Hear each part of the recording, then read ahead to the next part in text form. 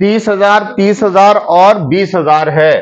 तो एबीसी का पार्टनर्स का, जो एबीसी पार्टनर्स हैं, इनका कैपिटल जो है वो 30-30-20 है, और सन्ड्री एसेट्स यहाँ पे दिया हुआ है 80,000 रुपया। मतलब बहुत ही छोटा सम्स है मैक्सिमम लॉस मेथड समझने के लिए। और the firm is dissolved and assets are realised as follows. Firm dissolve हो चुका है और जो एसेट रियलाइज हुआ है, पहला, दूसरा और तीसरा रियलाइजेशन दिया है। एकदम साफ सुथरा सम्स है, सिंपल सम्स है। तो किस तरीके से हम लोग मैक्सिमम लॉस मेथड, देखो यहाँ पे कोई भी लाइबिलिटीज, एक्सटर्नल लाइबिलिटीज हमारे पास नहीं है।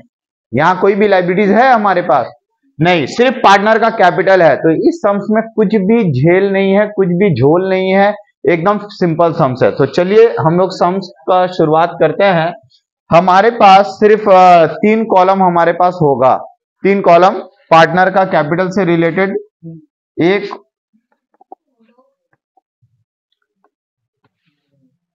पार्टनर्स का नाम ए, बी और सी है ना।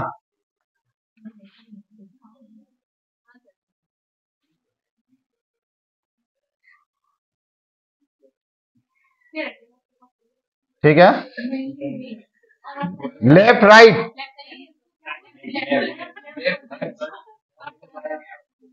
ए,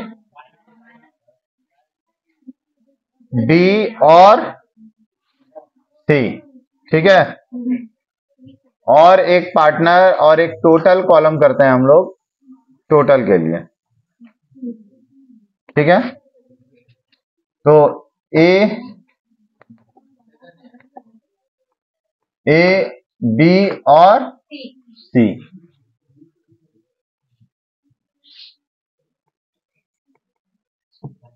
यहां लिखेंगे distribution of cash.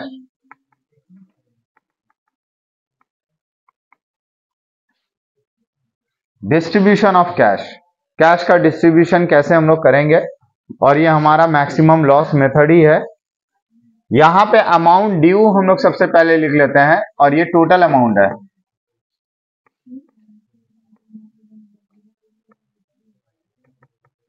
Amount due, तो पार्टनर्स का कैपिटल यहां पे कितना ड्यू है आप देखिए, 30,000, 30,000, 20,000। तो इसे हम लोग वहां पे लिख लेंगे। ठीक है, 30-30-20।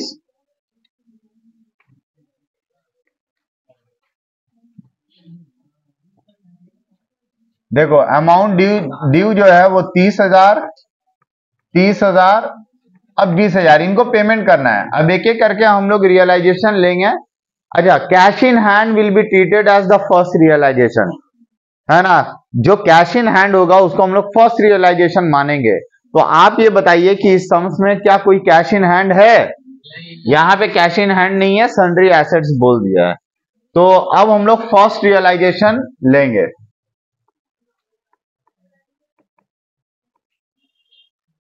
या यहां लिखेंगे डिस्ट्रीब्यूशन ऑफ ₹10,000, क्योंकि पहला रियलाइजेशन कितना आया, पहला रियलाइजेशन 10,000 का है। देखो पहला रियलाइजेशन कितने का है, तो 10,000 का जो रियलाइजेशन है वो हम लोग डिस्ट्रीब्यूट करेंगे। तो डिस्ट्रीब्यूशन ऑफ ₹10,000। ठीक है, अब मान लो कि टोटल जो है इनका कितना है, 30-30 और 20 मिला के कितना हो गया, 80,000। आप बताइए ना, 80,000 टोटल अमाउंट देना है पार्टनर को। कितना देना है, 80,000 पार्टनर्स को देना है, और मेरे पास है 10,000 रुपया भी। हमारा एजम्पशन ये है कि each and every realisation will be treated as last realisation, है ना। ये लास्ट रियलाइजेशन मान के चलना है। तो 80 देना है, 10 हमारा रियलाइज हुआ। तो बताओ कितना रियलाइज नहीं हुआ, मतलब कितना बाकी रह गया पार्टनर को देना, 70,000 का मैक्सिमम लॉस। हम एजम्पशन कर सकते हैं कि maximum loss on the assumption that other asset are worthless. Maximum loss on the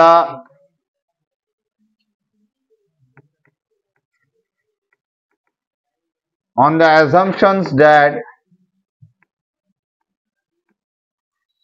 other assets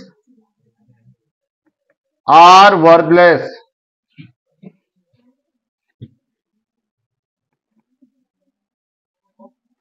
अब देखो, अगर मान लो 10,000 बट रहा है, कितना मैक्सिमम लॉस हुआ बोलो? 70,000। तो 70,000 का जो लॉस है वो सारे पार्टनर में कैसे डिवाइड होगा? पीएसआर में। तो आप पीएसआर में बांटो, क्या प्रॉफिट शेयरिंग रेशियो क्या है बोलो? देखो, पीएसआर अगर आपको निकालना है तो नोट नंबर 1 में करना होगा, calculation for PSR of A, B and C. अब देखो इनका कितना कितना है, देखो ना, इनका है 1/2, 1/3, 1/6। क्या है? 1/2, 1/3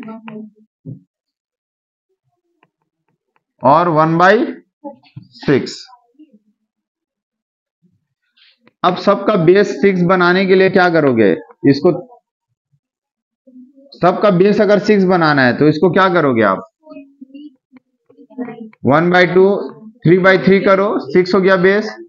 1/3 है तो 2/2 और 1/6 है, तो ये 3/6, 2/6, 1/6। तो रेशियो क्या आया? 3:2:2। तो हमारा जो रेशियो है वो 3:1 है। तो आप इसी रेशियो में इस लॉस को शेयर करो, बताओ कितना कितना आया, जल्दी जल्दी बताओ। 70,000 का लॉस हुआ हमारा। 10,000 अगर बटना है तो 70,000 का लॉस है, तो ये लॉस को पीएसआर में बांट दो, यही मैक्सिमम लॉस मेथड है। बोलो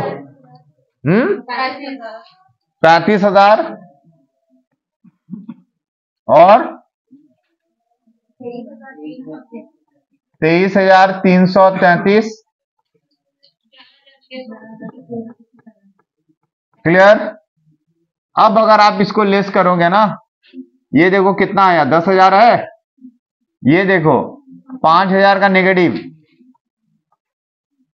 5,000 का लॉस ये बियर करने का ताकत नहीं रखता है। देखो इसका कैपिटल था इतना, 35,000 रुपए का लॉस डिस्ट्रीब्यूट हो रहा है, तो मैक्सिमम वो कितना जा सकता है? 30,000 तक। 5,000 का वो बॉन्ड नहीं कर पाएगा। अब आपको मालूम ही है, जो पार्टनर बॉन्ड नहीं कर पाता है उसका डेफिशिएंसी कौन पूरा करता है? बाकी के पार्टनर्स। ठीक है, तो डेफिशिएंसी किस रेशियो में बांटा जाता है बोलिए?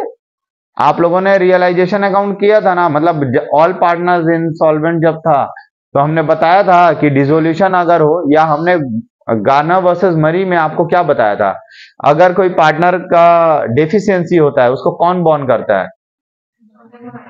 Solvent partner having credit balance in capital ratio. किस रेशियो में बांटता है? तो आप इस लॉस को, इस डेफिशिएंसी को बॉन्ड करेगा कौन? Other partner. ये सॉल्वेंट पार्टनर्स है, ये लोग बॉन्ड करेंगे उसको। तो पहले आप बांट लो ना, इसका बचा कितना? 6,667। यहां कितना बचा? अब ये जो नेगेटिव आ गया, कभी भी किसी का नेगेटिव आ जाएगा, आर टू बी बॉन्ड by the solvent partner in their capital ratio.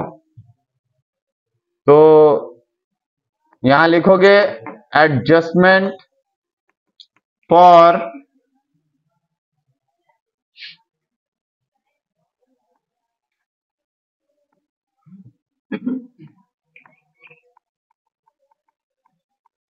deficiency of A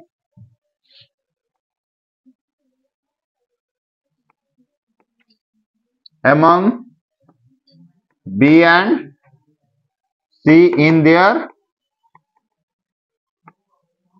capital ratio. तो उनका कैपिटल रेशियो क्या है? ऊपर देखो, दैट इज 2:, कैपिटल रेशियो निकालो। 30,000 और 20,000 कितना होगा रेशियो? 3:2। जल्दी से बांटो 5,000 को,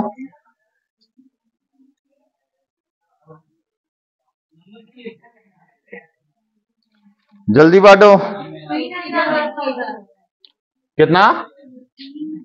3,000 और बॉन्ड कर लिया, इन लोगों ने बॉन्ड कर लिया।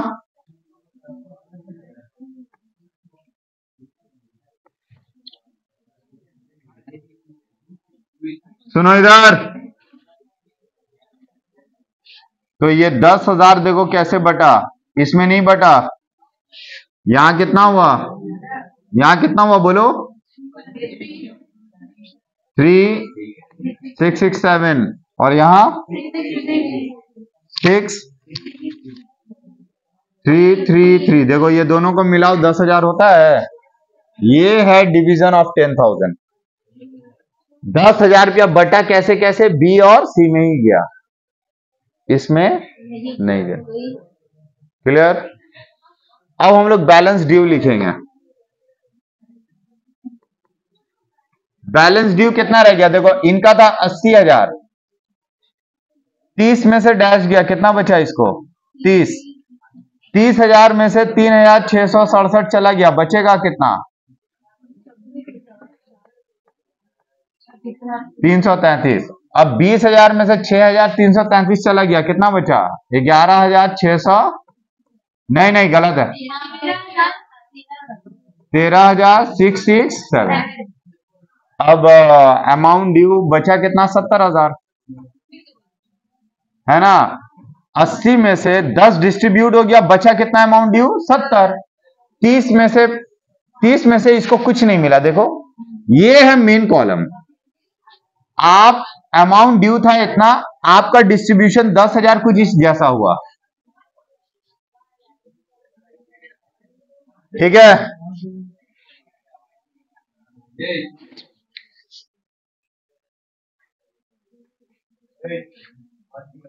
तो बैलेंस ड्यू हो गया ये, ठीक है, ये बैलेंस ड्यू है आपका। अब उसके बाद फिर से अब डिस्ट्रीब्यूट होगा। अब मेरे पास distribution of cash of rupees. अब नेक्स्ट रियलाइजेशन कितना का हुआ बोलो, देखो नेक्स्ट रियलाइजेशन हुआ 15,000। अब 15,000 बटेगा 15,000, तो 15,000 अगर बढ़ गया, 70 में से 15 अगर बढ़ गया, कितना नहीं बटा, तो 55,000 इज द मैक्सिमम लॉस। तो maximum loss on the assumption that other assets are worthless। तो 15,000 बटने वाला है, तो 3:2:1 के रेशियो में बांटो, कितना 27,500।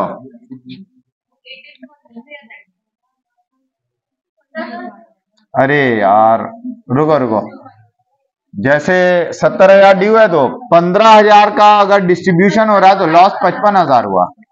तो 55,000 रुपया अब बांटो सब में, क्योंकि ये लॉस है, और लॉस किस रेशियो में डिवाइड होता है, पीएसआर में। इन पीएसआर लिख दे रहे हैं, इन पीएसआर बोलो। और दूसरे का, अब देखो यहां किसी का नेगेटिव नहीं आ रहा है, यहां कितना हो गया 15,000 हुआ ये। अब यहां बच गया कितना 2500 बचा, यहां बचा कितना 8,000, यहां बचा कितना 4,500। तो देखो ये और ये मिला के 7-8 15,000 रुपया। तो ये 15,000 रुपया बटा कुछ इस जैसा, कुछ इस तरीके से बटा। तो ये है डिस्ट्रीब्यूशन ऑफ, हाँ यहां पे लिख दे रहे हैं distribution of cash, distribution of cash, ये भी है डिस्ट्रीब्यूशन ऑफ कैश। चलो लास्ट रियलाइजेशन है distribution of cash of rupees, कितना का 25,000। अब ये 25,000, तो पहले अमाउंट ड्यू लिखना है ना,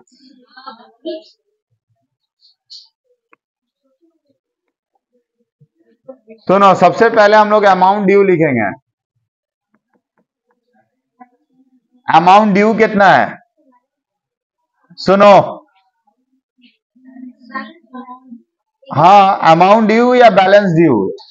55,000 टोटल बचा हुआ है। अरे 70 था, 15 बढ़ गया, कितना बचा? 30,000 था, 2500 मिल गया, कितना बचा हुआ है? 26,333 था, 8,000 मिल गया, कितना बचा? 18,333। 13,667 था, 4,500 मिल गया, 9,167 इसका बचा हुआ है। अब 25,000 रुपया का डिस्ट्रीब्यूशन होगा, क्योंकि लास्ट रियलाइजेशन हमारा 25,000 है ना? तो 25,000 का अगर होगा तो यहां स्टेटमेंट लिखना होगा, maximum loss on the assumption that other assets are worthless. तो कितना हुआ है? 25,000। 25,000 अगर डिस्ट्रीब्यूट होगा तो कितना बचेगा लॉस?